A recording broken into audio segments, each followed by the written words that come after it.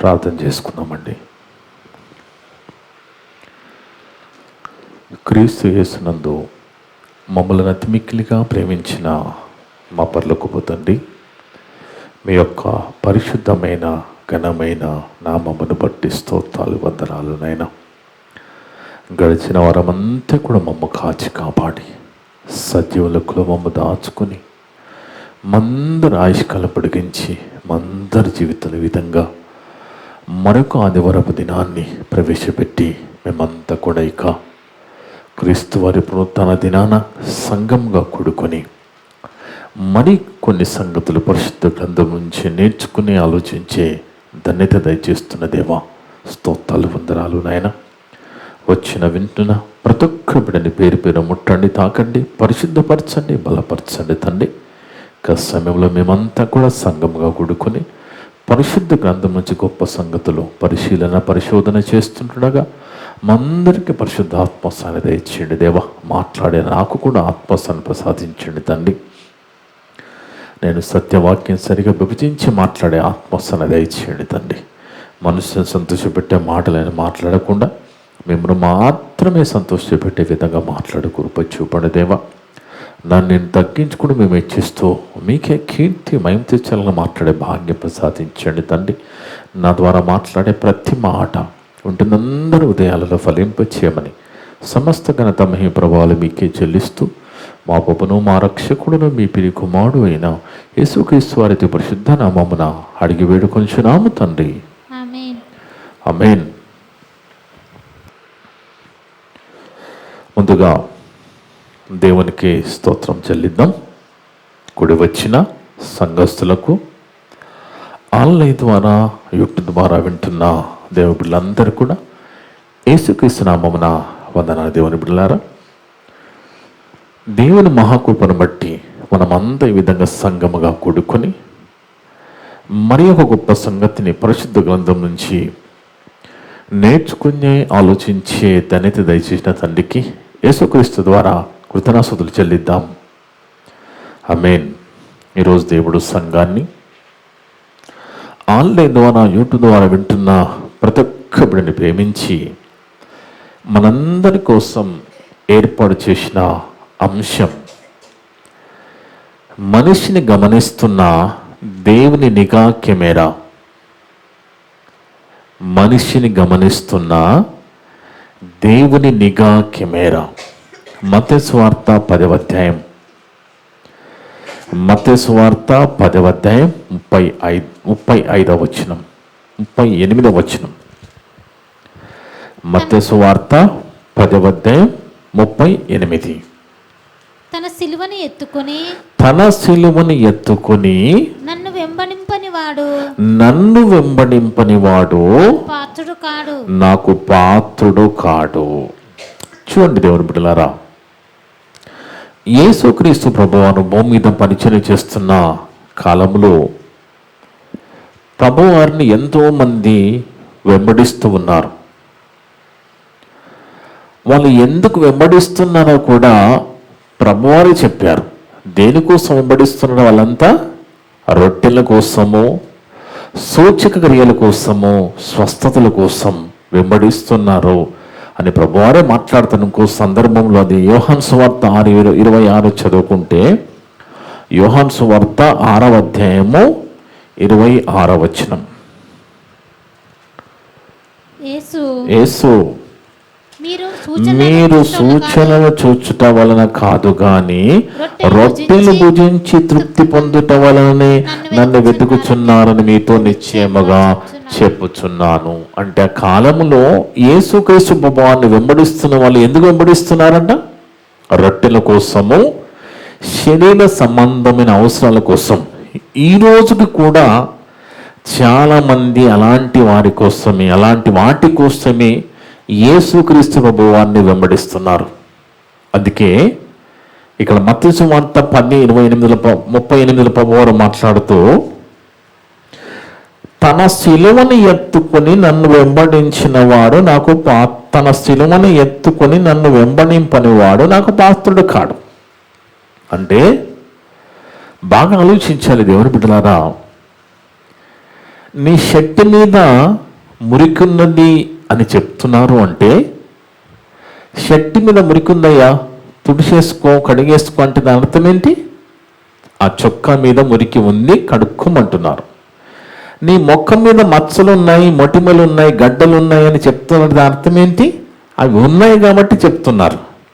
ఇక్కడ ప్రభువారు సిలువని ఎత్తుకొని వెంబడించని వారు అని అంటున్నారు అంటే, వాళ్ళు సిలువ లేకుండా వెంబడిస్తున్నారు కాబట్టి ప్రభువారు చెప్తున్నారు. బాగా ఆలోచించాలి.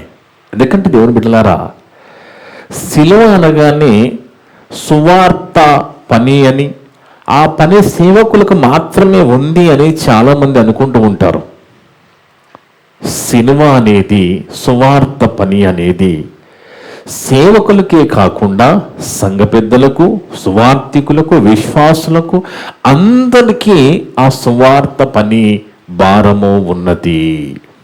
కానీ దేవుని బిడ్డలారా చూడండి, ఇక్కడ ప్రభువారు చెప్పిన మాటని మనం ఆలోచిస్తే, ఎంతోమంది ఈరోజు కూడా ఆనాడైనా ఈనాడైనా జీసస్ ఫాలోవర్స్, యేసు ప్రభుని వెంబడించే వాళ్ళు చాలామంది ఉన్నారు. వాళ్ళంతా డెవిల్ ఫాలోవర్స్ ఏం కాదు, జీసస్ ఫాలోవర్సే, యేసు ప్రభుని వెంబడించే వాళ్ళే. కానీ వాళ్ళు ఎలా వెంబడిస్తున్నారు అంటే, సిలువ లేకుండా వెంబడిస్తున్నారు. సిలువ లేకుండా వెంబడిస్తున్నారు. ఎందుకంటే సంఘము మీద, క్రైస్తవుల మీద మరి ఒక భారం ఉన్నది, సువార్త భారం ఉన్నది. నువ్వు శ్రమ పడాలి, కష్టపడాలి, దేవుని పని చేయాలి, సువార్త జరిగించాలి అనేది బైబిల్ చెప్తున్నది కదా. బైబిల్ చెప్తుంది కాబట్టే అదేంటండి మీరు మరి ఇలా చెప్తున్నారో, మరి లోకమంతా యేసు ప్రభుని వెంబడిస్తే మరి దీవెనలు, ఆశీర్వాదాలు అన్ని అంటున్నారు, మీరేంటి ఇలా చెప్తున్నారు భిన్నంగాని ఒకవేళ మీరు నన్ను అడిగితే, ఒకవేళ మీరు మాట్లాడితే, ఈ మాటలు వింటూ ఒకవేళ మీకు అలాంటి ఆలోచన వస్తే, యేసు ప్రభు అని చెప్తున్న మాట మీరు ఆలోచించండి. ఎవడైనను తన సిలువను ఎత్తుకుని నన్ను వెంబడింపని వాడు నాకు పాత్రుడు కాడు. అంటే వెంబడిస్తున్న నీకు సిలువ ఉండాలి, వెంబడిస్తున్న నీకు శ్రమ ఉండాలి, కష్టం ఉండాలి. కానీ ఏ సేవకుడు ఇలా చెప్పడు దేవుని బిడ్డలారా. ఏ సేవకుడు నీకు ఏ పని లేదు, నువ్వు ప్రార్థనకు వస్తే సరిపోతుంది, కారుకిస్తే సరిపోతుంది అంటాడు తప్ప, నీకు పని ఉన్నది, నువ్వు పని చెయ్యాలి, నువ్వు కష్టపడాలి, నువ్వు శ్రమ తెచ్చుకోవాలి అని ఏ సేవకుడిని చెప్తారండి? ఏ సేవకుడు నోటనైనా నీకు పని ఉన్నది, నువ్వు కూడా దేవుని పని చేయాలి, నువ్వు శ్రమ పడాలి, కష్టపడాలి, నువ్వు శ్రమ తెచ్చుకోవాలి. మరి దేవుడు అందరేమో దేవుడు దీవిస్తాను, ఆశీర్వదిస్తానంటే దేవుడు దీవిస్తాను, ఆశీర్వదిస్తాడు. కానీ వీటితో పాటు సిలువని మనం మోసుకొని వెళుతూ ఉండాలి. అంటే ఆ శ్రమలో ఆ దేవుని కష్టం మనందరం చేసుకుంటూ వెళ్ళాలి. మామూలుగా క్రైస్తవులు సంవత్సరంకు 40 దినాల శ్రమల దినాలను ఏర్పాటు చేసుకొని ఆ 40 దినాలు మాత్రమే శ్రమలను చెప్పుకుంటూ వెళ్ళిపోతున్నారు. కానీ క్రైస్తవ జీవితం 365 రోజులు శ్రమలు, సుఖ దుఃఖాలతో కలుపుకొని ఉన్నది కదా. ఏ సేవకుడైనా మీరు దేవుని కోసము శ్రమ పడండి, కష్టపడండి, మీకు పరలోకం జీతం అని ఎవరైనా చెప్తున్నారండి? ఎవరైనా మీ జీతం పరలోకము, దానికోసం మీరు కష్టపడండి, శ్రమ పడండి అని చెప్తున్నారా? అందుకే దేవుని బిడ్డలారా, మనము వాక్యం చేత సానపట్టబడిన వారం.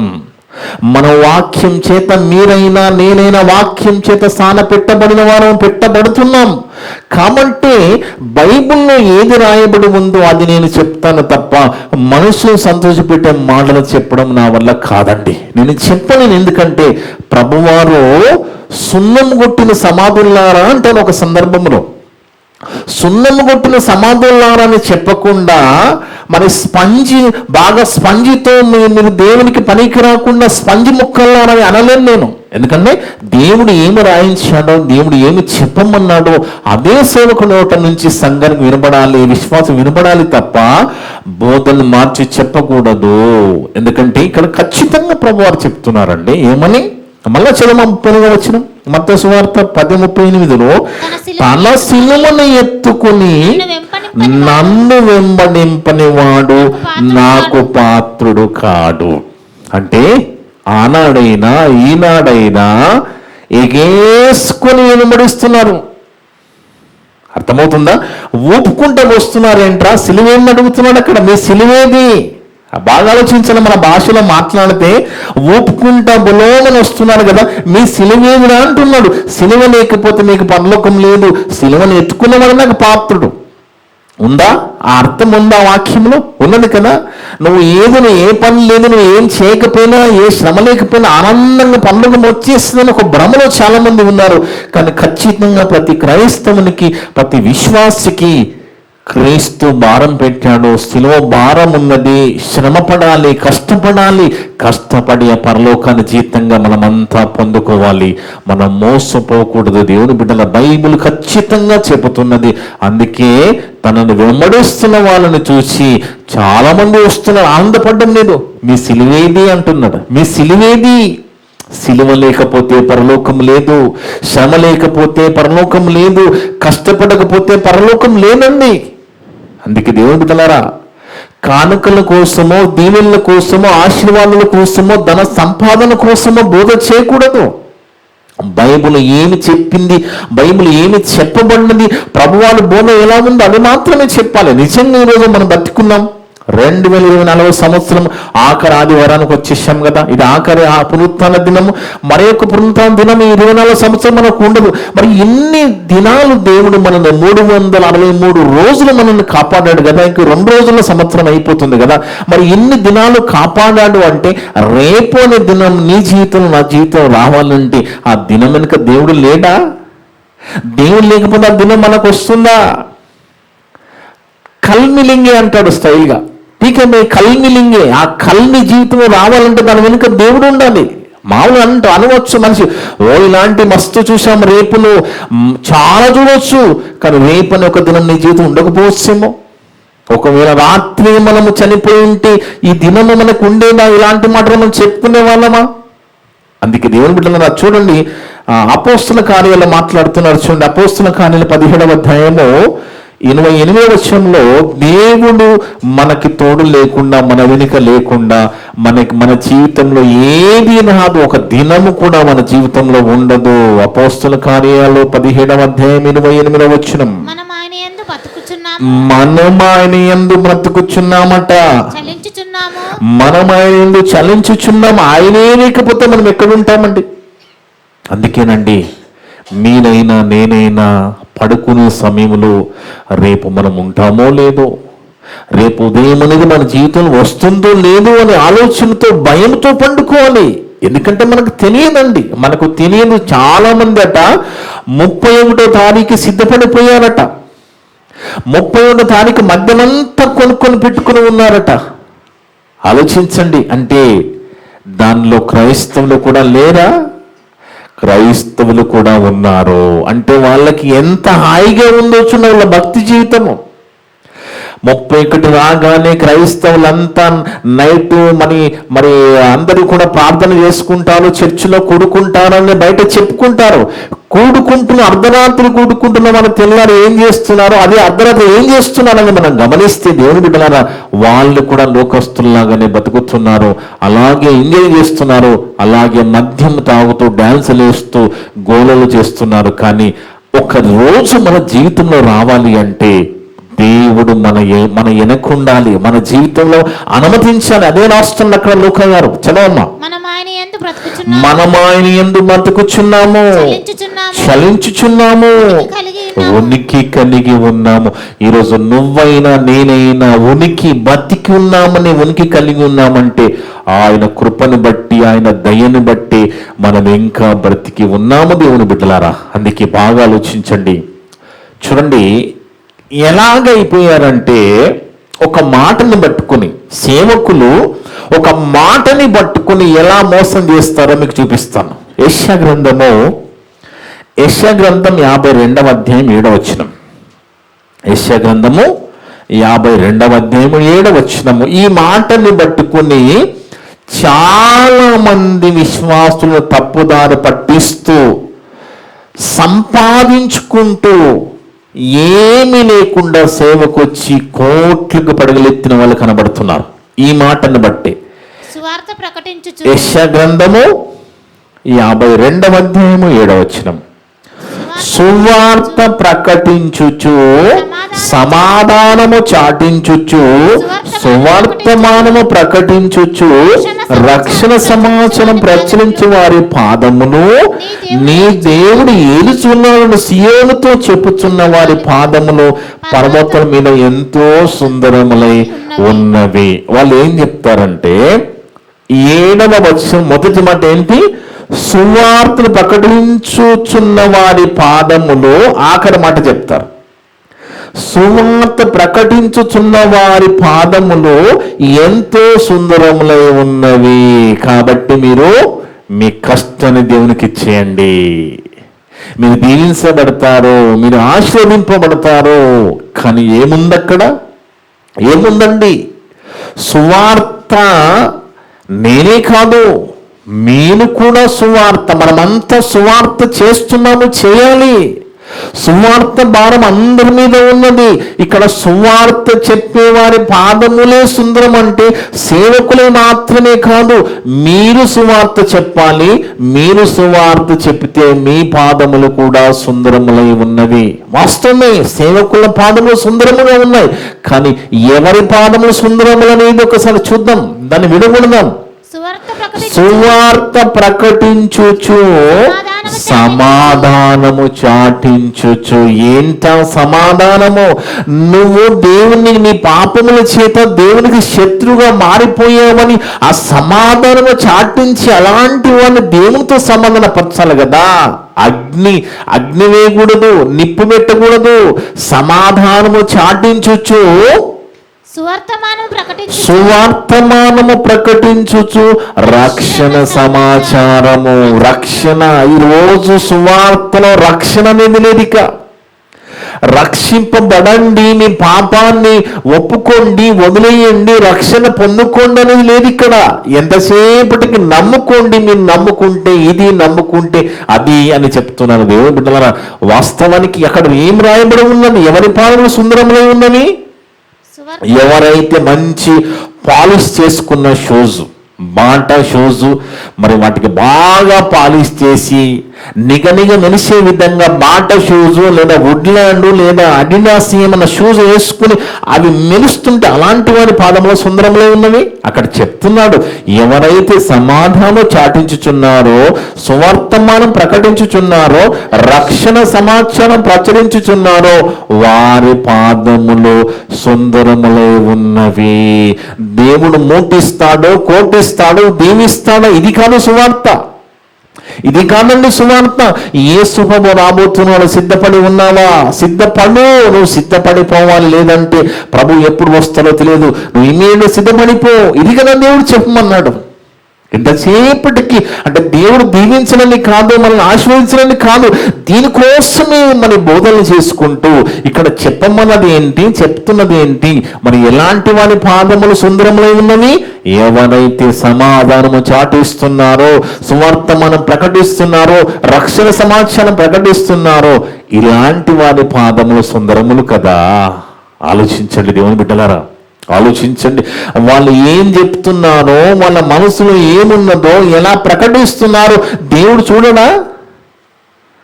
మనిషిని కాదు, సేవకులనైనా విశ్వాసుల ప్రతి ఒక్కరిని గమనిస్తుంది దేవుని యొక్క నిఘా కెమెరా.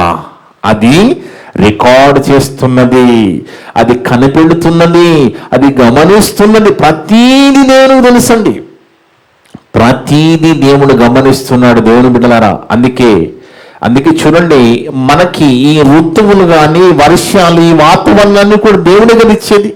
మరి దేవుడు ఇస్తున్నాడు. దేవుడు ఎంత గొప్పవాడు, ఆయన ఎంత సర్వశక్తిమంతుడు అనేది ఆయన శక్తి సామర్థ్యాలు, ఆయన గొప్పతనము చెప్పకుండా, ఆయన తండ్రి కుమారుని పంపించిన విధానము చెప్పకుండా ఎంతసేపటికి కథలు చెప్పుకుంటూ, అబద్ధాలు చెప్పుకుంటూ వినేవారైనా వాళ్ళు అబద్ధం చెప్తున్నా, నిజం చెప్తున్నా గమనిస్తున్నారా?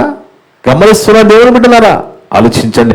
అలా అబద్ధాలు చెప్పే వారికి, లోక సంబంధమైన ఆశలు చూపించే వారి దగ్గర వేల వేల మంది విశ్వాసులు వెళుతున్నారు. మరి వాళ్ళ దగ్గర సిలువ ఉన్నదా?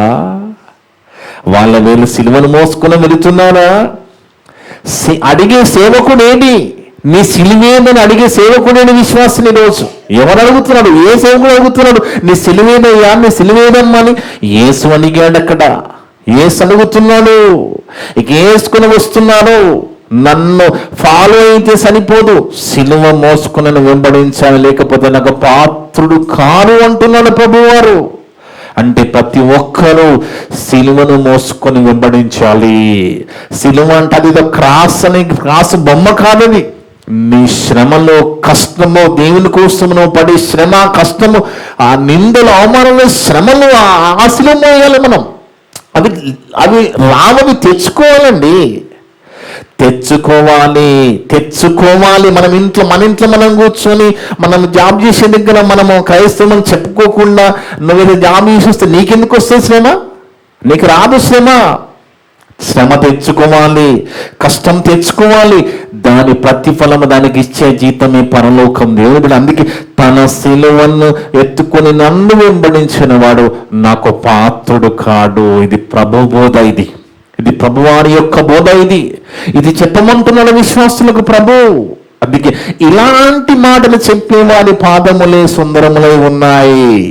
సమాధానం ప్రకటించేవారి పాదములు, సువార్తమానం ప్రకటించేవారి పాదములు, రక్షణ సమాచారం ప్రకటించేవారి పాదములు సుందరములని వాక్యము చెప్పితే మొదటి మాట చివరి మాట చదివి వాళ్ళని గొప్పవారిగా మా పాదము సుందరములై ఉన్నాయని ప్రజల్ని పక్కదారి పట్టిస్తూ ధనార్జనే ధ్యేయంగా సేవ చేస్తున్న వాళ్ళు కనబడుతున్నారు లోకంలో. దేవుని బిడ్డలారా, వద్దండి, అలాంటి పరిస్థితులు మనం ఉండకూడదు, అలాంటి పరిస్థితులకు మనం వెళ్ళకూడదు. ఎందుకంటే దేవుని యొక్క నిఘా కెమెరా ప్రతిదీ గమనిస్తుంది. అదే భక్తులు అంటున్నాడు చూడండి, కీర్తన గ్రంథం 139వ అధ్యాయంలో, కీర్తన గ్రంథము 139వ అధ్యాయము 8 నుంచి 10 వరకు. కీర్తన గ్రంథము 139వ అధ్యాయము 8 నుంచి 10 వరకు చూస్తే దేవుని బిడ్డలారా, నేను ఆకాశంలోకి ఎక్కినను. ఇక్కడ దావీదు భక్తుడు చెప్తున్నాడు చూడండి. ఈయన ఎవరండి? దావీదు భక్తుడు ఎవరు? ఈయన కూడా దేవుని పని చేసిన వాడే కదా, ఈయన కూడా దేవుని ప్రకటించిన వాడే కదా, ఈయన కూడా దేవుని భారం మోసిన వాడే కదా, ఈయన కూడా దేవుని కోసం శ్రమపడిన వాడే కదా. ఆయన చెప్తున్నాడు ఏమని? నేను ఆకాశమునకు ఎక్కినను, నీవు అక్కడ ఉన్నావు తండ్రి. నేను పాతాళమందు పండుకొనినను, నీవు అక్కడ ఉన్నావు తండ్రి. నేను వేకువ రెక్కలు కట్టుకుని సముద్ర దిగమంతములో నివసించును, అక్కడ నీ చేయి నన్ను నడిపించును, నీ కుడి చేయి నన్ను పట్టుకొనును. అంటే మనిషి అనుకుంటున్నాడు దేవుడు ఏమి చూడను, ఆయనకేం తెలుసు, ఆయనకేం కనబడుతుంది అనుకుంటున్నాడు. ఆయనకి ఏం కనబడుతుందో ఇక్కడ చెప్తున్నాడు. ఆయన నిఘా కెమెరా పాతాళంను కూడా చూస్తుందంట, మనుషులను గమనిస్తుంది. అందుకే లోకాన్ని ప్రేమించి సంఘాలు వదిలేసే వాళ్ళు ఉన్నారు. లోకాన్ని, ఉద్యోగాన్ని ప్రేమించి సంఘానికి రాని వారు లేరు మన సంఘంలో. ఆలోచించండి, బాగా ఆలోచించండి. పరలోకం వెళ్ళాలంటే ఆశమాసి కాదు మరి సిలువ లేకుండా వెంబడిస్తే అలాగే ఉంటుంది. మరి సిలువ లేకుండా వెంబడిస్తే యేసు ప్రభుకి పాత్రులు కారు. నాకు లోకము కావాలి, పరలోకం కావాలంటే కుదరదు. క్లియర్గా చెప్పబడ్డది, క్లియర్గా లేఖనములు యందు నిత్యజీవము కలదని పాట వింటున్నాం, పాడుకుంటున్నాం కదా. మన వాక్యంలో నిత్యజీవం అని, యేసు ప్రభు నిత్యజీవం మనకి ఇవ్వాలంటే ఆయన మాటల ప్రకారంగా బతకాలి కదా. దేవుని బిడ్డలారా ఆలోచించండి. అననీయ సభ్యుల లాంటి వాళ్ళు కనబడుతున్నారు సంఘాల్లో. ఇద్దరు కూడా మడుక్కునే సంఘాన్ని మాడుకునే పరిస్థితులు. నష్టం ఎవరికండి? నష్టం ఎవరికి? చివరి వరకు మీకు అర్థమవుతుంది. ఒకసారి చదవమ్మా. నేను ఆకాశంలోకి ఎక్కి నువ్వు అక్కడ ఉన్నావు, నేను పాతాళమునందు పండుకునేను, నీవు అక్కడ ఉన్నావు. నేను వేకువ రెక్కలు కట్టుకుని సముద్ర దిగంతములలో నివసించున్నక్కడ నీ చేయి నన్ను నడిపించును, నీ కుడి చేయి నన్ను పట్టుకును. సామెతల గ్రంథం 15వ అధ్యాయం 11వ వచనం. సామెతల గ్రంథము 15వ అధ్యాయం 11వ వచనం. పాతాళమును అగాధ కూప కోపము పాతాళమును అగాధ కోపమును యెహోవాకు కనబడుతు. నీకు కనబడుతుందా? మనకేమైనా కనబడుతుందా అండి? మనకెవరు కనబడడం లేదు కదా. సేవకులు కనబడడం లేదు, విశ్వాసం కనబడడం, సంఘ పెద్దలు కనబడడం లేదు, ఎవరికి కనబడడం లేదు. కానీ దేవునికి అగపడుతున్నట్టు ఏమగపడుతుంది? పాతాళమును అగాధ కూపమును యెహోవాకు కనబడుచున్నది. ఇంకా ఏం తెలుస్తుంది? కొన్నిసార్లు చూడండి, వాళ్ళ హృదయంలో ఏముందో మనకు అర్థం కాదు, అసలు కన్ఫ్యూజ్ చేసేస్తాడు మనల్ని. కానీ ఆయనకు తెలుసు. ఆయనకి నీ హృదయంలో ఏముందో తెలియకుండా మాట్లాడుతూ ఉంటావు, నీ హృదయం ఏముందో తెలియకుండా ప్రవర్తిస్తూ ఉంటావు. కానీ ఎదుటి మనిషికి తెలియకపోవచ్చు, కానీ ఆయనకు తెలుసు కదా. ఆయన నుంచి ఎక్కడ తప్పించుకోగలమండి? అదే చెప్తున్నాడు, నరుల హృదయమును మరి తేటగా ఆయన కనబడును కదా. నీ హృదయంలో లోకాశ నింపుకొని ఉన్నావా? యేసు ప్రభుని వట్టి చేతులు వెంబడిస్తున్నావా? లోకము కోసము ఆనాడు మొదటి 100 సంవత్సరాలు ఏ విధంగా రొట్టెల కోసము, శరీర అవసరం కోసం వాళ్ళు వెంబడిస్తున్నట్టుగా నువ్వు సినిమా లేకుండా వెంబడిస్తే నీకు పరలోకం ఉండదు. బాగా ఆలోచించండి. ఎందుకంటే ఖచ్చితంగా బైబిల్లో రాయబడిన మాటలు నేను చెప్తున్నానండి. నేనేదో నా కుటుంబాన్ని నడిపించుకోవడానికి, నేనేదో బతకడానికి నేను బోధ చేయను ఇప్పుడు కూడా. ఎందుకంటే దేవుడు చెప్పమన్నది, రాసినది ఉన్నది ఉన్నట్టుగా నేను మీకు చెప్పుకుంటూ వెళ్ళిపోతున్నాను. మీకు కూడా విచక్షణ వివేకం ఉన్నది. ఆ వాక్యాన్ని ఎలా రిసీవ్ చేసుకోవాలి, మీకు కూడా మనసు ఉన్నది కదా.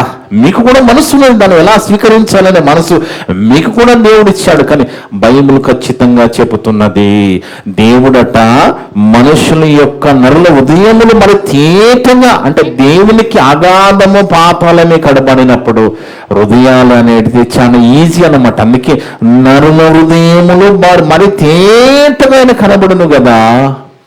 అంత తేటగా కనబడుతున్నప్పుడు నువ్వు మరి దేవుని విషయంలో నువ్వు ఏ విధంగా ఆలోచిస్తున్నావో, ఏ విధంగా నీ భక్తి జీవితం ఎలాగున్నది, నువ్వు దేవుని నుంచి ఏం కోరుకుంటున్నావు, నువ్వు దేవునికి ఏం చేయాలనుకుంటున్నావు, నీకు పరలోకం ఇవ్వాలనుకుంటున్నావా, లోక సంబంధంగా దీవెనల కోసం దేవుని వెంబడిస్తున్నావా? వద్దు దేవుని బిడ్డలారా, వద్దండి. అలాంటి పరిస్థితులలో మనం ఉండకూడదు. ఇంకో మాట చూద్దాం, హెబ్రీ పత్రిక 4:13. మరి సతీష్ కూడా పాట పాడాడు చూడండి. ఏంటంట? దేవుని వాక్యము రెండంచుల ఖడ్గం. వాక్యమే మాట్లాడుతుంది, వాక్యమే. అందుకే మనం ఏమంటాం? మన దేవుణ్ణి మాట్లాడే దేవుడు అంటాం. మాట్లాడే దేవుడు మాట్లాడుతున్నాం మనందరితో. వాక్యం అనేది రెండంచుల ఖడ్గం కంటే పదునుగా ఉంటుందట. బాగా హృదయాన్ని పరిశోధిస్తుంది. అందుకే చదవమ్మా, హెబ్రీ పత్రిక 4వ అధ్యాయము 13, 12, 13 చదవమ్మా. ఎందుకనగా దేవుని వాక్యం సజీవంపై, దేవుని వాక్యంలో ఏమున్నది? జీవమున్నది. ఆ వాక్యము సజీవమై బలమున్నది. దాంట్లో రెండంచులు గల ఎటువంటి ఖడ్గము కంటే వాడిగా ఉండి ప్రాణాన్ని, కీళ్లను, మూలుగను విభజించునంత మట్టుకు దూరుచు నీ హృదయం యొక్క తలంపులను స్కాన్ చేస్తుంది. నాకు తెలియకపోవచ్చు, పక్కవాణి తిరిగిపోతున్న హృదయం ఏముందో నీ మోసం చేయలేము కదా. ఆయన వాక్యము స్కాన్ చేసేస్తుంది, నీ హృదయ తలంపులన్నీ స్కాన్ చేస్తుంది. శోధించుచున్నది. ఇప్పుడు చెప్తున్నా, మరియు ఆయన దృష్టికి కనపడని సృష్టం అంటూ ఏది ఉండదట. అసలు దేవుని యొక్క నిఘా కెమెరా ఎంత పవర్ఫుల్ అంటే, మనం పెట్టుకుంటున్న మన స్ట్రీట్లో ఉన్న కెమెరా మన స్ట్రీట్ ఆ వీధి మాత్రమే రికార్డ్ చేస్తుంది. కానీ దేవుని యొక్క నిఘా కెమెరా పైనుంచి రికార్డ్ చేస్తుంది. అది నిఘా కెమెరా. ఆ నిఘా కెమెరా నుంచి ఎవరు కూడా తప్పించుకోలేరు. నీ జీవితాన్ని బట్టి నువ్వు చేస్తున్న దాన్ని బట్టి నీకు జరుగుతుంది. ఇది బైబిల్ చెప్పిన ఫార్ములా. ఇది బైబిల్. నువ్వు ఏ కొలతతో కొలుస్తావో ఆ కొలతతో నేను కొలవబడును. ఖచ్చితమండి, ఖచ్చితం అలాగే జరుగుతుంది. దేవుడు ఒక దగ్గర అలా చెప్పి వేరే రకంగా చేసే దేవుడు కాదు ఆయన. అందుకే చదవమ్మా, మరియు ఆయన దృష్టికి కనపడే సుష్టము ఏదీ లేదు. ఏది లేదట. మనం ఎవరికి లెక్క ఒప్పచెప్పవలసి ఉన్నదో మనము ఎవరికి లెక్క ఒప్పచెప్పవలసి ఉన్నదో దేవుని కన్నులకు ఆ దేవుని కన్నులకు సమస్తమును మరుగులేక సమస్తము. మనం ఎవరికి లెక్క చెప్పాలండి? దేవునికి లెక్క చెప్పాలి. మీరైనా నేనైనా మనందరం ఒకనాడు దేవునికి లెక్క చెప్పాలి కదా. మనం ఎవరికి లెక్క చెప్పవలసి ఉన్నదో ఆ దేవుని కన్నులకు సమస్తమును సమస్తము మరుగులేక తేటగా మరుగులేక తేటగా ఉన్నది. ఉన్నది. పాతాళం అగాధము కనబడుతున్నది, హృదయాలోచనలు తేట కనబడుతున్నాయి, మన జీవితం అంతా తేట కనబడుతున్నది. కనుక అలా మన జీవితాన్ని దేవుడు చూసినప్పుడు మనకి సిలువ ఉన్నదా లేదా, శ్రమ ఉన్నదా లేదా, దేవుని కోసం కష్టపడుతున్నామా లేదా అనేది చూస్తాడు. ఎందుకంటే ఆనాడు గుంపులు గుంపులు వెంబడిస్తున్నప్పుడు అరే ఓపుకుండా వస్తున్నావు నీ సిలువ ఎదురు అన్నాడు. స్ట్రేట్ ఫార్వర్డ్ కదా యేసు ప్రభు వారు. మోమాటం లేకుండా బోధ చేసే ప్రభువును కదా మనం నమ్ముకున్నది. నీ సిలువేది, సిలువ లేకపోతే నాకు పాత్రలు వైపు అన్నాడు అంతే. ఈరోజు నాలువారు కూడా అదే మాట్లాడుతున్న మనందరితో, మీతోటైనా నాతో మనతో మా అందరితో మాట్లాడుతున్న మాట ఏంది అంటే, తనను వెంబడించి వారికి సిలువ ఉండాలి, సిలువ భారం ఉండాలి, ఆ కష్టం ఉండాలి, ఆ శ్రమ ఉండాలి. అది లేకుంటే మనకి పరలోకం దొరకదు దేవుని బిడ్డలారా. అందుకే ఒక మంచి మాట చూడండి. ఇప్పుడు మన సంఘముగా ఎంతో మంది మరి క్రైస్తవులంతా సంఘాలుగా కూడుకుంటున్నారు. మరి వాస్తవానికి మనకు తెలుసు, ఆది మానవులకి ఆదాము అవ్వకి అసలు కులమే లేదు, మతమే లేదు కదా. వాళ్ళ కుల మతాలు లేని వాళ్ళగా పుట్టారు. దేవుడు మనుషులు పుట్టించి యథార్థవంతులుగా పుట్టించాడు. పుట్టినప్పుడు కులము, మతము, ప్రాంతము ఏ భేదాలు లేకుండా పుట్టించాడు. చాలా మంది అనుకుంటారు సంఘాల్లో ఉంటున్న వాళ్ళు అంతా ఎస్సీ వాళ్ళండి, ఆ ఎస్సీ వాళ్ళ దేవుడు అండి ఆయన యేసుబాబు అన్నట్టుగా మాట్లాడుతూ ఉంటారు. కానీ వాస్తవానికి ఆలోచిస్తే సంఘాలలో అన్ని కులాలకు సంబంధించిన వాళ్ళు ఉంటారు. ఎస్సీ ఉంటారు, మరి చౌదరి, కమ్మ, కాపు, రెడ్డి, బలిజి అన్ని రకాల వాళ్ళు ఉంటారు. కానీ ఈ జాతులు, ఈ కులాలన్నీ కూడా దేవుడు పెట్టలేదు. ఇదంతా మనుషులే పుట్టించుకున్నారు. అలా మనుషులు పుట్టించుకుని ఈ జాతుల భేదాలతోనూ ఫలానా అనుకుంటూ ఇప్పటికి కూడా రాజకీయ నాయకులు వాటి మీదే మాట్లాడుతున్నారు. చూడండి, మాకు కులాలు లేవు అనుకుంటానే మేము ఫలానా కులము మా వాళ్ళు మాకు ఓట్లేస్తారని మాట్లాడుతున్నారు. అంటే దాని అర్థం ఏంటి? ఇలాంటి పరిస్థితులు మన భారతదేశంలో కనబడుతున్నాయి. కానీ దేవుని బిడ్డలారా, దేవుడు కులాలు మతాలు ఏమి పెట్టలేదు. మనం సంఘముగా కూడుకుంటున్న పక్క వాడు ఏ కులమని మనం ఆలోచించాం. మనకు అలాంటి ఆలోచన ఉండదు. అందరం అన్నదమ్ముల్లాగా సంఘముగా ప్రతి సంఘంలో విశ్వాసులుగా కూడుకుంటాము. అలాంటి భేదభావాలు, కుల, మత, మరి జాతి ఇలాంటి భేదభావం లేకుండా సంఘముగా కూడుకుంటాము కదా. కానీ లోకమంతా ఇలా ఈ కులాలతో, ఈ భేదాలతో, ఈ మత భేదాలు, కుల భేదాలతో, మరి కొట్లాటలతో బ్రతుకుతున్నప్పుడు వీళ్ళందరినీ కూడా ఒక్కటిగా చేసి మీరంతా ఒక్క మనిషి నుంచే వచ్చారా, ఎందుకు ఈ జాతి కులాలు ఎందుకు, మీరంతా ఒక తండ్రికి పుట్టిన వాళ్ళే, మీరంతా దేవుని నుంచి వచ్చిన, మీ అందరికీ తండ్రి ఒక్కడే, మీ అందరికి ఆదాము అమ్మల వాళ్ళ నుంచి మీరంతా వచ్చారని యేసు ప్రభు వారు భూమి మీదకి వచ్చి చెప్తే ఆయనని చేసిందండి లోకం, ఆయనని కూడా చంపేసింది లోకం. కానీ ఎంత మంచి ప్రభువు చూడండి. ఒకసారి చూద్దాం అపోస్తుల కార్యాల్లో, అపోస్తుల కార్యాలు 14వ అధ్యాయం 17వ వచనం. అపోస్తుల కార్యాలు 14వ అధ్యాయము 17వ వచనం. అయినను ఆయన ఆకాశం నుండి మీకు వర్షం. కాదమ్మా, అపోస్తుల కార్యాలు 17వ అధ్యాయం 26వ వచనం. క్షమించండి, అపోస్తుల కార్యాలు 17:26. మరియు యావత్ భూమి మీద కాపురముండుటకు ఆయన ఒకరి నుండి ప్రతి జాతి మనుషులను, అంటే జాతి మనుషులు సృష్టించిన దేవుడు కాదు ఇక్కడ. ఈ వాక్యములో ఈ జాతులన్నీ, కులాలు ఇవన్నీ పెట్టుకున్న మనుషులే. అలా జాతులుగా, కులాలుగా విడిపోయిన మనుషులను ఏకం చేసి మీరంతా ఒకటే, మీరంతా దేవుని పిల్లలు అని చెప్పడానికే ఈ వాక్యం రాస్తున్నాడు. ఏమని?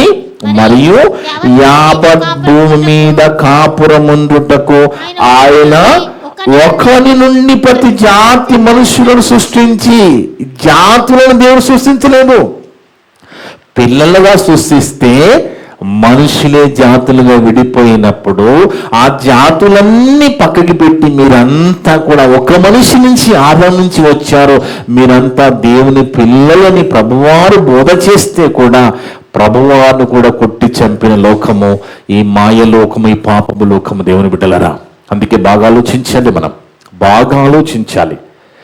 యేసుక్రీస్తు ప్రభువారిని మనం వెంబడిస్తున్నాము, మనం ఫాలో అవుతున్నాం, మనం చెప్పుకుంటున్నాం, మనం క్రైస్తవులు చెప్పుకుంటున్నామో. మీకు అర్థం కావాలంటే పొలము పనికి వెళ్తారు కదా, ఆ పొలము పని వెళుతున్న వాని చేతిలో ఏముండాలండి? గొడ్డలు ఉండాలి కదా, గడ్డపారు ఉండాలి. గట్టు చెక్కడానికి వెళ్తున్న వాని చేతిలో ఏముండాలి?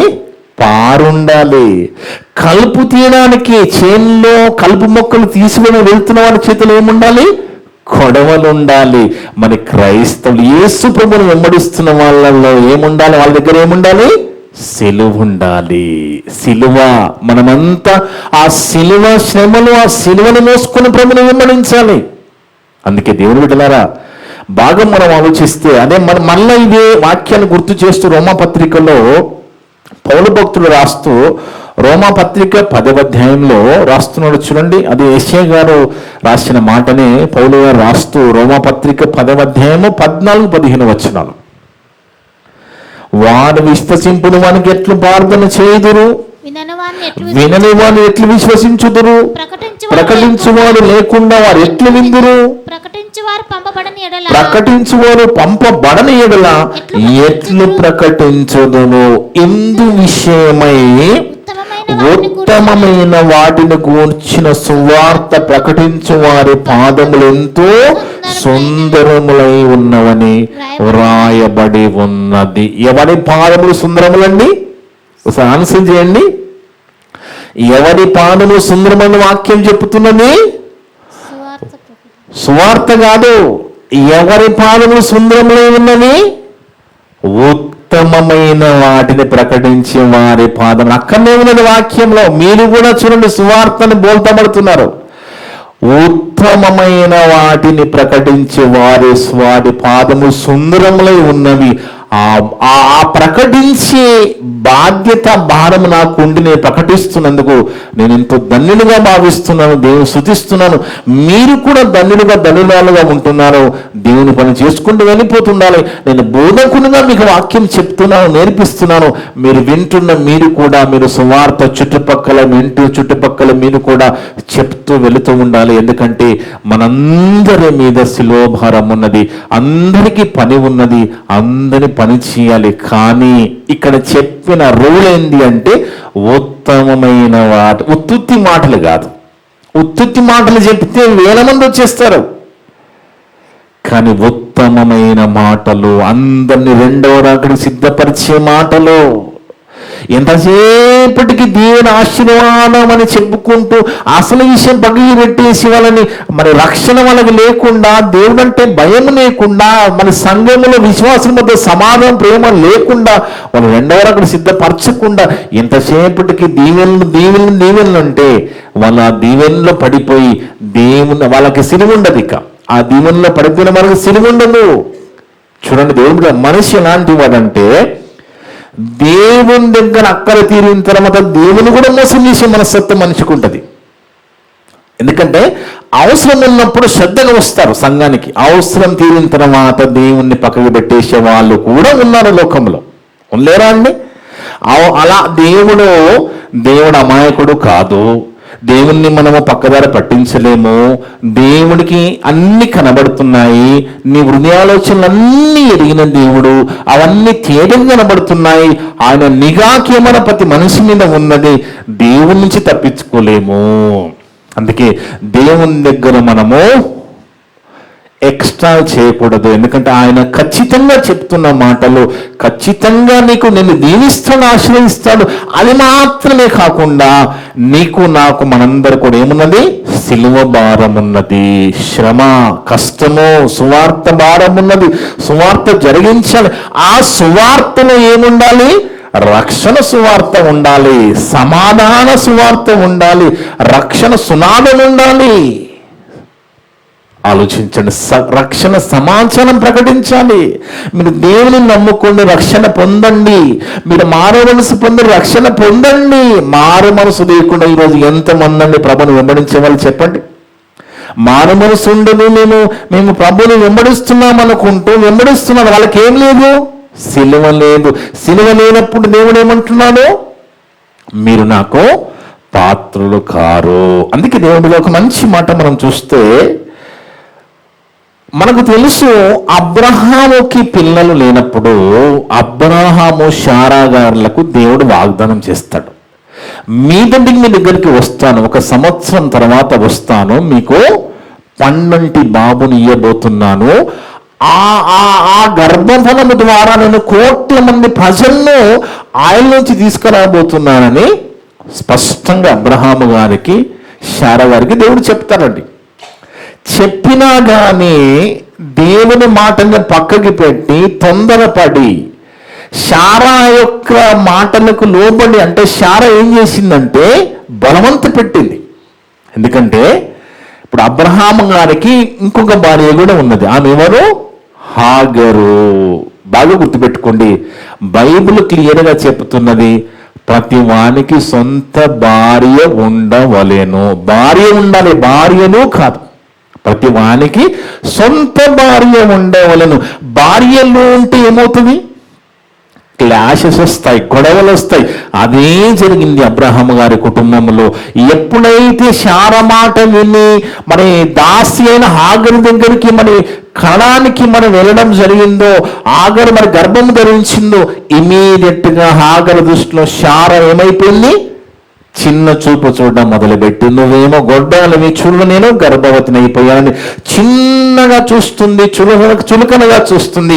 శారా ఇమీడియట్ గా చెప్పేసింది, ఈమె మన ఇంట్లో ఉండడానికి వీల్లేదు, పంపించే అన్నది అబ్రహాం గారితో. చూడండి, ఇద్దరు దేవుడు అనుమతించలేదు, కానీ వాళ్ళు సొంత నిర్ణయం దేవుడు అప్పటికి చెప్పాడు కదా, మీ దగ్గరికి మీ ఆమె దగ్గరకు వస్తాను, మీకు గర్భఫలం ఇస్తాను అన్నా, కానీ మరి తొందరపడి చేసిన ఆ తప్పును బట్టి, ఆ తొందరపాటును బట్టి ఈరోజు ప్రపంచంలో దేశాలు రగిలిపోతున్నాయి. ఇశ్రాయేల్ పాలస్తీనా దేశాలు, ఇది ఏంటి అండి, ఇవన్నీ అన్నదమ్ములు కదా వీళ్ళంతా. ఇశ్రాయేల్ దేశము, పాలస్తీనా దేశము, ఇరాను, ఇరాకు, ఈ సౌదీ అరేబియా, ఈ గల్ఫ్ కంట్రీస్లో అన్నదమ్ములు కదా, వాళ్ళంతా అన్నదమ్ములే. అన్నదమ్ములైన ఎందుకు యుద్ధాలు, కొట్లాటలు ఆలోచించండి. వాళ్ళంతా అన్నదమ్ములే, మనమంతా వాళ్ళే కాదు, మనమంతా కూడా ఒక దేవుని పిల్లలమే, ఒక జాతి మనిషి నుంచి వచ్చిన వాళ్ళమే. కానీ ఎప్పుడైతే దేవుడు చెప్పని ఆ తొందరపాటు వలన వాళ్ళు చేశారో, హాగరు గర్భము ధరించింది, హాగరు గర్భాన వచ్చిన వాడే ఇష్మాయేలు సంతానమే. ఈరోజు ఎంతో మంది ముస్లింలు అంతా కూడా ఇష్మాయేలు సంతానమే. అన్నదమ్ములైనప్పటికీ కూడా ఎన్ని గొడవలు, ఎన్ని కొట్లాటలు, ఎన్ని యుద్ధాలు జరుగుతున్నాయి చూడండి. అందుకే దేవుడిలారా, అలా ఎప్పుడైతే హాగర్ని వెళ్ళగొట్టమన్నదో శారా, ఆమె అరణ్యములో వెళ్ళిపోతున్నది. అరణ్యములో ఏముంటుందండి, అరణ్యములో అదంతా ఎడారి ప్రాంతం వాళ్ళు ఉన్నది. ఎడారిలో నీళ్లు కూడా ఉండవు కదా, ఎడారిలో ఎవరు మనుషులనే వాళ్ళు కూడా తక్కువగా ఉంటారు. మరి అలా ఆమె ఎడారిలో వెళ్ళిపోతున్నప్పుడు, ఆమె దాహము ఉన్నప్పుడు, ఆమె పరిస్థితిని చూసిన దేవుడు ఆమెను కూడా దృష్టిస్తున్నాడు. అంటే అర్థమేంటి, అక్కడ మనిషి అనేవాడు లేడు, ఎడారిలో ఒంటరిగా ఒక్కతే వెళ్ళిపోతున్నది దుఃఖముతో. కానీ అలాంటి హాగరుని మీద కూడా దేవుడు దృష్టి పెట్టాడు. అంటే ఏమర్థమవుతుంది మీకు, మనిషిని గమనిస్తున్న దేవుని నిఘా కెమెరా ఆమె ఒక్కతే ఉన్నది, కానీ ఆమెను కూడా దృష్టించినందుకు ఆమె దేవునికి ఒక పేరు పెట్టిందండి. హాగరు ఎంత మంచి పేరు పెట్టిందో ఒకసారి చూద్దాం. ఆది ఖండము 16వ అధ్యాయము 11 నుంచి చూద్దాం. ఆది ఖండం 16వ అధ్యాయము 11 నుంచి చదువుతూ ఆలోచిద్దాం దేవుని బిడ్డలారా. ఆది ఖండం 16వ అధ్యాయము 11 నుండి. మరియు యెహోవా దూత, ఇదిగో యెహోవా నీ మొరను వినెను. నీవు గర్భవతి ఉన్నాము, నీవు కుమారుని కని అతనికి ఇష్మాయేలుని పేరు పెట్టుదువు. అతడు అడవి గాడిద వంటి వాడు అని మనుష్యుడు, అడవి గాడిద వంటి మనుష్యుడు. అతని చెయ్యి అందరికి, అందరి చేతులు అతనికి వినోదముగా ఉండును. అతడు తన సహోదరులందరి ఎదుట నివసించునని దానితో, అంటే హాగరుతో దూత చెప్పింది, యెహోవా దూత చెప్పింది. అప్పుడు హాగర్ అంటున్నది ఏమని? హాగర్ అంటున్న మాట ఏమని? ఆమె అంటుంది అది అని ఒక లైన్ ఇచ్చి ఆమె చెప్తుంది ఏమని? చూచుచున్న దేవుడవు నీవే అను పేరు తనతో మాట్లాడని యెహోవాకు పెట్టని. ఎవరు పెట్టారు ఈ మాట? హాగరు పెట్టింది. అంటే దేవుడు ఎవరు? చూచుచున్న దేవుడు. నువ్వు ఎక్కడ ఉన్నా చూస్తాడా? ఎక్కడ ఉన్నా చూస్తాడు. దేవుని నుంచి తప్పించుకోలేవు. దేవుని చూపే వేరు, ఆయన ఆలోచనే వేరు. దేవుని బిడ్డలరా, అందుకే చూడండి, నీవు చూచుచున్న దేవుడవు నీవే, చూచుచున్న దేవుడవు నీవే అని పేరు తనతో మాటలాడ యెహోవాకు పెట్టెను. ఏలైనగా నన్ను చూచిన వాణ్ణి ఎక్కడ చూచితిని కదా అని అనుకోనేను. అంటే హాగరు నిజంగా అర్థమై పెట్టిందో అర్థం కాగా పెట్టిందో కానీ ఎంత మంచిగా ఎంత వాస్తవంగా చెప్పిందంటే మన దేవుడు ఎవరు? చూచుచున్న దేవుడు. అంటే మనిషిని గమనిస్తున్న నిఘా కెమెరా. అందుకే ఒకనాడు యెరూషలేం దేవాలయములో ఆరాధన జరుగుతున్నప్పుడు ఎంతో మంది ధనవంతులు వచ్చి ఆ గల్లాలో కానుకలేస్తున్నారు. కొంతమంది వేలు వేసిన వాళ్ళు ఉండొచ్చు, లక్షలు వేసిన వాళ్ళు ఉండొచ్చు. అదే సమయంలో ఒక బీద విధవరాలు 2 కాసులు ఆ పెట్టెలో వేయడము ఎవరు చూశారు? యేసుక్రీస్తు ప్రభు వారు చూచారంటే దేవుని ఆలోచన వేరు, ఆయన చూపే వేరు. దేవుని బిడ్డలు, మన చూపు మన ఆలోచన వేరు, ఆయన ఆలోచన వేరు, ఆయన నిఘా వేరు. ఇప్పుడు మన విషయంలో ఏం చూస్తాడు దేవుడు? మన విషయంలో ఏం చూస్తాడంటే మనం ఎక్కడ దేవునికి దొరుకుతామని చూస్తాడు. మనం ఎక్కడ దొరుకుతామో వచ్చేస్తాడు. మరి మనం దూరంగా పోము, ఆయన నుంచి తప్పించుకోలేము. ఎందుకంటే ఆయన ఆలోచన మీద ఆయనని పక్కకి పెట్టి మనము ఆటలాడితే మనల్ని కూడా వర్తిస్తాడు. జాగ్రత్త, మనలో ఎవరైనా సరే నాతో సహా అందరికీ వర్తిస్తుంది. చివరిగా చూద్దాం లూకా సువార్త 21వ అధ్యాయము. లూకా సువార్త 21వ అధ్యాయం 1 నుంచి 4 వరకు అమ్మ. లూకా సువార్త 21వ అధ్యాయం 1 నుంచి 4 వరకు.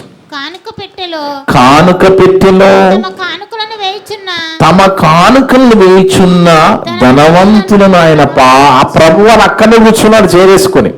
ప్రభువారట ఆ పెట్టె దగ్గర కూర్చున్నాను, ఎంతమంది ధనవంతులు వస్తున్నారో ఆ పెట్టెలో కానుకలు ఇస్తున్నారట. ఆయన పారచూచాను. ఒక బీద విధవరాలు 2 కాసులు అందులో వేయిచుండగా చూచి. చూడండి దేవుని బిడ్డలారా, ఆయన దృష్టి దేని మీదకి పోయింది? ఎవరి మీదకి పోయింది? ఒక బీద విధవరాలు 2 కాసులు వేస్తున్న దాని మీదకి పోయింది ప్రభు దృష్టి. అంటే ఏమర్థమవుతుంది మీకు? ఆయన చూసే విధానం వేరు, ఆయన దృష్టి వేరు, ఆయన ఆలోచన వేరు. ఈ బీద విధవరాలు అందరికంటే ఎక్కువ వేసినని మీతో నిజముగా చెప్పుచున్నాను. వారందరూ తమకు కలిగిన సమృద్ధిలో నుండి కానుకలు వేసిరి గాని ఈమె తన లేమిలో తనకు కలిగిన జీవనమంతా వేసినని వారితో చెప్పెను. చూడండి దేవుని బిడ్డలారా, బాగా ఆలోచించండి. దేవుని ఆలోచన, ఆ దేవుడు చూసే విధానము. ఆయన ఏం చూశాడండి? ఆమె మనసు చూశాడు, ఆమె హృదయం చూశాడు. ధనవంతులను పట్టించుకునే చూడండి, అక్కడ వాళ్ళు చూపించుకోవడానికి వేశాను, ఉందని వేశాను. కానీ బీద విధవరాలి మీదకే ప్రభువారు మనసిపోయిందంటే దేవుని యొక్క చూపు, ఆయన ఆలోచన వేరే విధంగా ఉన్నది. అందుకే మనం జాగ్రత్త పడిపోవాలి, ఆయన మాటలకు లోబడాలి. ఎందుకంటే దేవుని నుంచి మనము తప్పించుకోలేము. మనిషిని గమనిస్తున్న దేవుని నిఘా కెమెరా నుంచి మనం తప్పించుకోలేము. అందరూ రేపన్నాడు లెక్క అడుగుతాడు. మనమంతా కూడా రేపన్నాడు దేవునికి లెక్క చెప్పాలి. ధైర్యంగా ఆయన నిలబడి ఉండాలి తప్ప తలదించుకునే పరిస్థితిలో మనం ఉండకూడదు. అందుకే ఎవడైనా తన సిలువని ఎత్తుకొని నన్ను వెంబడించని వాడు నాకు పాత్రుడు కాడు. నీకు దేవుని సంఘారాధన కంటే ఉద్యోగం ఎక్కువ అనిపిస్తుందా? నీకు సంఘ ఆరాధన కంటే నీ వ్యాపారం ఎక్కువ అనిపిస్తుందా? అయితే నీకు సిలువ లేదు. నీకు సిలువ లేదు కాబట్టి ఎక్కువ అనిపిస్తుంది. అలాంటి వారు దేవునికి పాత్రలు కారు. ఇది నేను చెప్పిన మాట కాదు, బైబిల్లో ఉన్నదని నేను చెప్తున్నాను. బైబిల్లో దేవుడు చెప్పమని చెప్తున్నాను. ప్రభువారే రేపన్నాడు పరలోకం ఇచ్చేది, మనల్ని పరలోకం రానిచ్చేది నేను కాదు మీకు ఇచ్చేది, ఆయనే పరలోకం ఇచ్చేది. అందుకే ఆయన ఒప్పుకోవాలంట. చూడండి ఒక మాట ఈ మధ్యన చదువుకున్న ఒకసారి చూద్దాము. మనందరినీ ప్రభు ఒప్పుకోవాలి. ప్రకటన గ్రంథంలో 3వ అధ్యాయము 5వ వచనం. ప్రకటన గ్రంథం 3వ అధ్యాయము 5, 6 వచనాలు. జయించువాడు అలాగున తెల్లని వస్త్రము ధరించుకోను. తెల్లని వస్త్రాలు అంటే ఏంటండి? జీవితం అనే కదా. తెల్లని వస్త్రాలంటే మనం మొదటి మెసేజ్ విన్నాం కదా, యోబు లాంటి యథార్థత, యోబు లాంటి ఆయన యొక్క న్యాయవంతమైన జీవితం, ఎన్ని శ్రమలు వచ్చినా దేవుని దూషించకుండా ఉండడం కదా.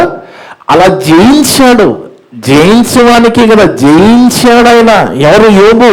జయించువాడు తెల్లని వస్త్రాలంటే అది దేనికి సూచన కనబడుతుంది? పరిశుద్ధమైన పవిత్రమైన హృదయానికి, జీవితానికి సూచన కనబడుతుంది. అలాంటి తెల్లని వస్త్రములో ధరించుకొను ఎవరు? జయించే వాళ్ళు. జీవగ్రంథములో నుండి అతని పేరెంత మాత్రమును తుడుపు పెట్టక ఎవరైతే జయిస్తారో, ఎవరైతే పరిశుద్ధమైన పవిత్ర జీవితం కలిగి ఉంటారో. చూడండి, గర్భఫలాల కోసం మనం దేవుణ్ణి అడుగుతామండి. గర్భఫలాలు దేవుడు ఏమని అడుగుతాం, దేవుడు ఇస్తాడు. తర్వాత గర్భఫలాలు దేవుల్లో కనబడరు. మరి దానికి ఎవరు బాధ్యత? అందుకే మనం అడుగుతున్నప్పుడు మనము మన గర్భఫలాలు దేవుల్లో ఉండాలి. మనం లేపన్నాడు దేవుడు లెక్క అడుగుతున్నాం. మీ పిల్లల విషయంలో మనందరినీ లెక్క అడుగుతాడు దేవుడు. ఎందుకంటే నీకు పిల్లనిచ్చావు, ఏం చేశావు? పిల్లనిచ్చావు, ఎలా పెంచావు? ఎలా దేవుల్లో పెంచావు? అదే దేవుడు ప్రతి దానికి లెక్క అడుగుతాడు. ఆ లెక్క చెప్పే సమయంలో మనము నిజంగా తెల్లని వస్త్రాలు ధరించుకున్న పవిత్ర జీవితం కలిగి ఉంటే ఖచ్చితంగా మన పేరు జీవగ్రంథంలో తుడిచిపెట్టాడు. అదే చెప్తున్నాడు, జీవగ్రంథంలో నుండి అతని పేరెంత మాత్రమును తుడుపు పెట్టక నా తండ్రి ఎదుటను ఆయన దూతల ఎదుటను అతని పేరు ఒప్పుకొందును. ఒప్పుకోవాల్సింది ఎవరు? యేసు ప్రభు. సేవకుడు కాదు, నేను కాదు, సంఘ కాపరి కాదు. ఒప్పుకోవలసింది ప్రభే. ఆ ఒప్పుకునే ప్రభు ఏమన్నాడు? తన శిలువను ఎత్తుకొని నన్ను వెంబడింపని వాడు నాకు పాత్రుడు కాడు. ఎవరైతే శిలువ లేకుండా వెంబడిస్తున్నారో అలాంటి వారికి పరలోకంలో చోటు ఉండదండి. కనుక దేవుడు ఏం చెప్పాడో దాని ప్రకారంగా మనం వెళితేనే మనకి పరలోకం ఇవ్వబడుతుంది. కాబట్టి తండ్రి ఎదుటను ఆయన దూతల ఎదుటను అతని పేరు ఒప్పుకొందును అని చెప్పి ఇమీడియట్గా సంఘములతో, ఈరోజు క్రీస్తు సంఘమైన మన సంఘముతో, లోకములను ప్రతి ఒక్క సంఘముతో చెప్తున్నాడు. ఏమని? సంఘములతో ఆత్మ చెప్పుచున్న మాట చెవిగలవాడు వినుగాక. చెవి లేనివాడు అనేస్తాడు. అలాగే చెప్తారు, మనం ఇలాగే ఉందాం, ఇలాగే ఉంటే అలాగే వెళ్ళిపోతారు. అవునా? అనేవాళ్ళు లేరండి, ఉన్నారు. కానీ చెవిగలవాడు, ఆత్మ, పరిశుద్ధాత్మ దేవుడు చెప్పుచున్న మాట చెవిగలవాడు వినుగాక. వినాలి, సర్దిద్దుకోవాలి. దేవుని పాద మీద పడాలి, తప్పుకోవాలి, మరలా తప్పు చేయకుండా మనము మన జీవితాన్ని సర్దిద్దుకుంటూ వెళ్ళిపోవాలి. అలా చేయకుండా లోకమాయలో పడిపోయి లోకాకర్షణకు లోబడి మనము జీవిస్తే ఖచ్చితంగా జీసస్ ఫాలోవర్స్ లాగా ఉంటాం తప్ప పరలోకం వెళ్ళే విధంగా ఉంటాం. ఇట్టి మాటలన్నీ కూడా ఒక్క మాట కూడా వృధాగా పోకుండా విన్న మీ అందరి ఉదయాలలో చెప్పిన నా హృదయంలో దేవుడు సమృద్ధిగా ఫలింపజేయను గాక. ఆమేన్. ఆమేన్. ప్రార్థన చేసుకుందాం. మమ్మల్ని మిక్కిలిగా ప్రేమించిన మా పరలోకపు తండ్రి, మీ యొక్క పరిశుద్ధమైన ఘనమైన నామమును బట్టి స్తోత్రాలు వందనాలునైనా, గొప్ప దేవుడునైనా, గొప్ప మాటలిద్దిన మా అందరితో మాట్లాడిన విధానం బట్టి స్తోత్రాలు వందనాలు తండ్రి. అవును తండ్రి, మీ దృష్టి మిమ్మల్ని నుంచి మేము ఎవరం కూడా తప్పించుకోలేము నాయన. సమస్తము మీది, మీ కష్టార్జితమునైనా, మీ ఆలోచన, మీ ప్రేమ, మీ కృపని బట్టి మేమంతా కూడా మీ కష్టార్జితమైన ఈ ప్రకృతిని అనుభవిస్తూ మీరిచ్చిన ఆయుష్కాలను మేము అనుభవిస్తూనైనా ఈరోజు ఇన్ని గొప్ప మాటలు చెప్పుకునే కృపను మేము పొందుకుంటూనైనా ఇలాగే వెళుతున్నామంటే మీ కృప దయనైనా, అందుని బట్టి స్తుతుస్తోత్రాలు చెల్లిస్తున్నాము నాయన. ఎంతోమంది ఉదయకాల సమయంలో ఈ మాటలు వినడానికి లేరు, కానీ మమ్మల్ని సజీవ లెక్కలో ఉంచుకుని మాటలకి నేను మాటలు వినే గొప్ప భాగ్యాన్ని ప్రసాదించిన దేవా స్తోత్రాలు వందనాలు. ఇప్పుడు వరకు మరి విన్న మాటలకు లోబడి బతుకుతాం నాయన. శక్తిని దయచేయండి. మా ప్రభు చెప్పినట్టుగా శిలువని మోసుకునే భారాన్ని మోసుకుని వెళుతాం నాయన. శక్తిని బలాన్ని ప్రసాదించండి. మాలో ఏ ఒక్కరు కూడా ఆత్మీయంగా పడిపోకుండా మీ కృప కాపును ప్రసాదించండి తండ్రి. ఇప్పటి వరకు నా ద్వారా మాట్లాడిన ప్రతి మాట విన్న సంఘస్థులందరి ఉదయాలలో, ఆన్లైన్ ద్వారా, యూట్యూబ్ ద్వారా వినమోతులందరూ ఉదయాలలో ఫలింపచేయండి తండ్రి. మేమంతా కూడా కేవలం వాక్యము చదివి విని వదిలిపెట్టి మమ్మల్ని మేము మోసపరుచుకోకుండా విన్న మాటల ప్రకారంగా జీవించే ధన్యత దయచేయమని సమస్త ఘనత మహిమ ప్రభావాలు మీకే చెల్లిస్తూ మా ప్రభువును మా రక్షకుడును మీ ప్రియ కుమారుడు అయిన యేసుక్రీస్తు వారి పరిశుద్ధ నామమున అడిగి వేడుకొనుచున్నాము తండ్రి. ఆమేన్. మీ అందరికీ వందనాలు. May God bless you all.